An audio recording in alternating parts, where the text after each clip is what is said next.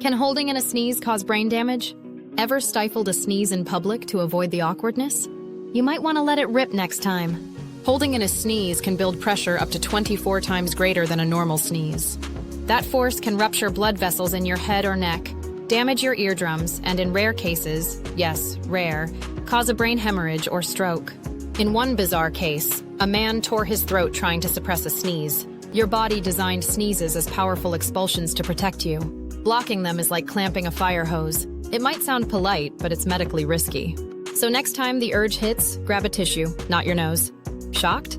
Like this video, drop a comment if you're a sneeze stifler, and subscribe for more weird health warnings you won't hear from your doctor.